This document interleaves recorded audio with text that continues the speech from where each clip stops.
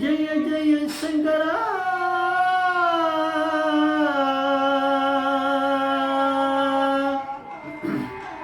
ஹர ஹர சங்கரா ஜெய ஜெய சங்கரா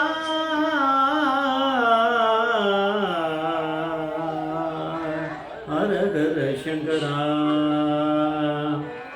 ஜெய ஜெய சங்கரா ஹர ஹர சங்கரா जय जय शंकरा हर हर शंकरा जय जय शंकरा हर हर शंकरा जय जय शंकरा गुरुभ्यो नमः नमस्ते गुरुनाथं काञ्चीपीठं सर्वचित्तं दिव्यगणवेशं काञ्चीं जगतुर्म नमस्ते अपारगण सिद्धं ज्ञानद शास्त्रगुणं श्री चंद्रशेखर गुणं पडमामदानो कलिगदेव काञ्चीमानि யூடியூப் சேனல் பிரத்யேகமாக நமது மகாபெரியர் பக்தர்களுக்கு ஏற்பட்ட கொண்டிருக்கும் அனுபவங்களை ஒவ்வொரு நாளும் ஒரு அனுபவம். அதுக்கு ஒரு தலைப்பு. இன்னைக்கு அனுபவத்தோட தலைப்பு, இந்த பையனுக்கு ஆகாரம் கொடுத்து கட்டுப்படி ஆகலை. இந்த பையனுக்கு ஆகாரம் கொடுத்து கட்டுப்படி ஆகலை.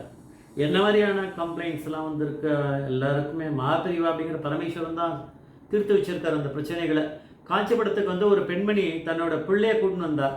அவர் குண்டா இருந்தான். அந்த பையன் சின்ன பையன், பாவம் குண்டா இருந்தான்.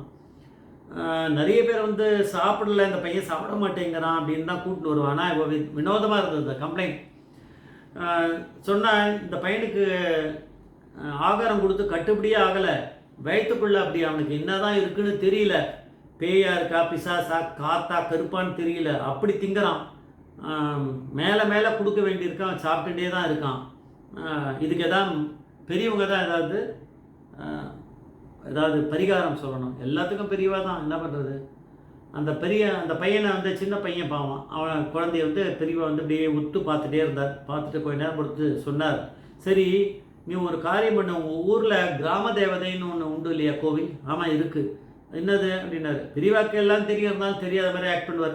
மாரியம்மன் கோவில் இருக்குது. சரி, அங்கே போய் பள்ளையம்னு சொல்லுவா. அந்த பள்ளையத்தை போடு.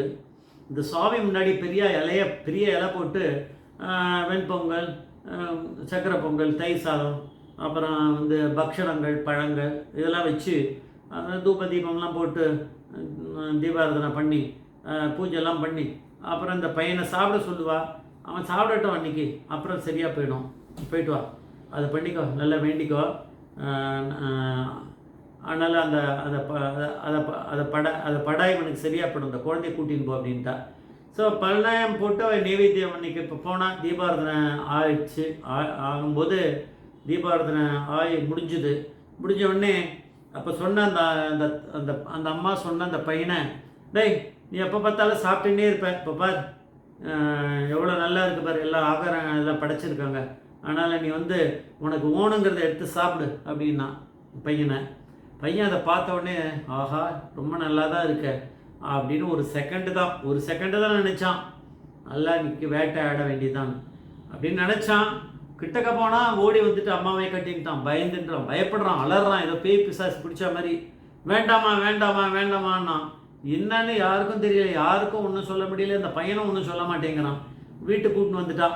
என்னடா இப்படி பண்ணுற, கோவிலில் படையல் பள்ளையம் கூட போட்டால் கூட நீ சாப்பிட மாட்டேங்கிறிய, வீட்டில் அப்படி சாப்பிட்டிய. அப்புறம் அந்த பையன் சொன்னான், எனக்கு அது சாப்பாடாக தெரிலம்மா, அதெல்லாம் மாமிசமாகவும் ரத்தமாகவும் இருக்குது, அதை போய் நான் சாப்பிட மாட்டேன் அப்படின்ட்டானோ அந்த பையன். அப்புறம் இது என்னடா, அப்புறம் ராத்திரி அவனுக்கு கொஞ்சம் தயிர் சாதத்தை போட்டு மோர் சாதம் கொடுத்து அவனுக்கு அதுக்கு தொட்டுக்க எதை கொடுத்து அவனை தூங்க வச்சுட்டு அடுத்த நாள் காலத்தால் திருப்பி பரிவாளே தானே போய் கேட்க போனான். ஆனால் சாதாரணமாக தான் சாப்பிட்டான் அன்றைக்கி ராத்திரி. பெரியவா கிட்ட விஷயத்தெல்லாம் சொன்னோடனே பெரியவா சொன்னேன், சரி அவனுக்கு சரியாக போச்சு, போகிறோம், நீ வந்து என்ன பண்ண, இன்றைக்கி ராத்திரி தூங்கினவனே கடத்தலை அவனுக்கு எண்ணெய் தேய்ச்சி அவனுக்கு ஸ்நானம் பண்ணி விடு, அதுக்கப்புறம் வந்து சாதாரணமான ஆகாரமாக அவனுக்கு கொடு அப்படின்னாரு. சாதாரண சிம்பிளாக இருக்க மாதிரி ஆகாரமாக அவனுக்கு கொடு, சரியாயிடும், போயிட்டு வா அப்படின்னு சொன்னான். அதான் அதில் என்ன இருக்குன்னா, துர்தேவதைகள் ஏதோ இருக்குது. அந்த துர்தேவதைகளுடைய இதனால தான் இப்போ ஏதாவது இது மாதிரி நிறைய சாப்பிட்றது அப்படிங்கிறதுல வந்து துர்தேவதைகளோட ஆக்கிரமிப்பு. அதனால தான் அதனுடைய இதனால் தான் வந்து ஒருத்தருக்கு இருக்கும் அப்படின்னு யாருக்கு தெரிஞ்சிருக்குன்னா, பரமேஸ்வரனான மகாபிரிவாளுக்கு தான் தெரிஞ்சிருக்கு. அது சொல்லலை பெரியவா. இந்த துர்தேவதையை விரட்டுறதுக்காக தான் பெரியவா அங்கே அமைச்சிருக்கா. அங்கே போய் அந்த பள்ளையம்ன்றதை போடும்போது அந்த மாரியம்மன் வேறு அங்கே வந்து பெரியவா, இங்கே பெரியவா தானே மாரியம்மன், பெரியவாளே அங்கே நான் கூட்டின்னு போய் அங்கே பண்ண பிறகு பெரியவாளே அங்கே வந்து எல்லா இடத்துலையுமே வியாபிச்சிருக்கிற பெரியவா அப்படிங்கிற பரமேஸ்வரன் தானே. அதனால் அவனுக்கு அவங்ககிட்ட இருக்கக்கூடிய துர்தேவதையை விரட்டினது யாராக இருக்க போகிறது அப்படின்னா பெரியவா அப்படிங்கிற பரமேஸ்வரன் தான். மாரியம்மனா அங்கே இருந்திருக்கா, அவ்வளோதான், வேறு ஒன்றும் இல்லை. திருப்பி பார்த்தா விரட்டினது யாராக இருக்க முடியும்னா பெரியவாளாக தான் இருக்க முடியும். பெரியவா அப்படிங்கிற பரமேஸ்வரன் அவர் தான் மாரியம்மனே அங்கே. அதனால் அந்த பையனுடைய இவ்வளோ நாளாக அவனுக்கு அவங்ககிட்ட அந்த துர்தேவதைகளை விரட்டின பிறகு தானே அவனுக்கு அந்த தேவையில்லாத சாப்பாடு கண்டபடி சாப்பிட்றது அதெல்லாம் சாப்பிட்டுட்டு குண்டாக இருக்கானே. எப்போ பார்த்தாலும் ஏதாவது ஆகாரம் உணவுன்னு கேட்டுருந்தவன் டீசெண்டாக மாறிட்டான். அதுக்கு அடுத்ததுலேருந்து அவன் உனக்கு அன்றைக்கி அந்த கோவிலில் அந்த மாதிரியான இது நிறைய சாப்பிடுவான்னு எதிர்பார்த்தா அவன் அம்மா. ஆனால் அவன் எதுவுமே வேண்டாம் அப்படின்ட்டான். வீட்டுக்கு போனால் சொல்கிறான் அது ஒரே ரத்தமாக இருக்குது, பார்த்தாலே பயமாக இருக்குது, மாமிசமாக இருக்குது. மற்ற பேருக்கெல்லாம் அப்படி தெரியல, எல்லாருக்கும் சாதாரணமாக தான் இருக்குது. எல்லார்கிட்டையும் விட்டால் எல்லாம் சாப்பிட்ருவா. ஆனால் இவன் கண்ணுக்கு அப்படி தெரியறது. அதனால் அது மாதிரி தெரிய வச்சு அது அந்த துர்தேவதை வெளியில் போகிற மாதிரியான இது போல் இருக்குது. அதை பெரியவா அப்படிங்கிற பரமேஸ்வரன் தான் அதனுடைய தெரியும் எப்படி இதை பண்ணியிருக்கா அப்படின்னு. அதுக்கப்புறம் சாதாரணமாக சாப்பிட்டுருந்தான். அதுக்காக தயிர் சாத்தியே சாப்பிட்டுல, சாதாரணமாக எல்லோரும் அந்த குழந்தைகள் அந்த வயசில் எப்படி சாப்பிடுமோ அது மாதிரி சாப்பிட ஆரம்பித்து சரியாயிட்டான். அதுக்கப்புறம் பெரியவா திருப்பி போனவொடனே பெரியவா சொன்னால் இவனுக்கு ஒரு உபநயனத்தை பண்ணிவிடு. அப்போ பிராமண குழந்தை போல இருக்குது, உபநயனத்தை பண்ணிவிடு, அவனுக்கு போட்டு வச்சுடும் அப்படின்ட்டாரோ. ஜெய் ஜெய்சங்கர் ஹரஹர சங்கர. மகாபிரியா பாதமே சரணம், மகாபிரியா பாதமே சரணம்.